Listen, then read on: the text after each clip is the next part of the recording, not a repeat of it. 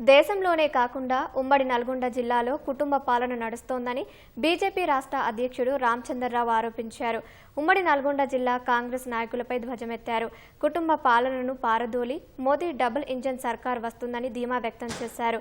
ఉమ్మడి నల్గొండ జిల్లాలో 2 రోజుల పర్యటనలో భాగంగా బీజేపీ రాష్ట్ర అధ్యక్షునిగా మొదటిసారి సొంత జిల్లాకు రావడంతో పెద్ద ఎత్తున బీజేపీ పార్టీ శ్రేణులు, అభిమానులు స్వాగతం పలికారు. మొదట యాదాద్రి భువనగిరి జిల్లా చౌటుప్పల్కు వచ్చిన ఆయన అనంతరం నల్గొండకు వెళ్లారు.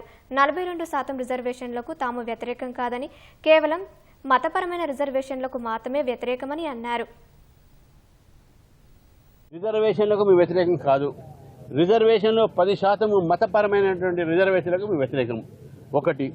రెండోది 42% రిజర్వేషన్లు మీరు బిల్లు పెట్టారు అసెంబ్లీలో.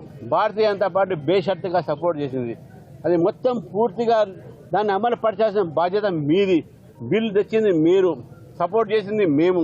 బిల్లు పాస్ తెచ్చిన ఆర్డినెన్స్ తెస్తుంది మీరు. ఈ 42%లో 10% ముస్లిం రిజర్వేషన్ మీరు సపోర్ట్ చేయలేదు. అది కాక 42% మీరు చేయలేకపోతే రేపు కేంద్రాన్ని మీరు దూషించేటట్టుగా మీకు అలవాటు ఉంది. కాబట్టి మీరు కేంద్రం మీద నిర్భరం కాకుండా మీరు ఇచ్చిన వాగ్దానం కాబట్టి, మీ ఎలక్షన్ మేనిఫెస్టో ఉంది కాబట్టి అది బాధ్యత మీది. అమలు ఏ విధంగా పరుస్తారనేటువంటి బాధ్యత మీది. మీరు ఆలోచించుకోవాలని చెప్పేసి కూడా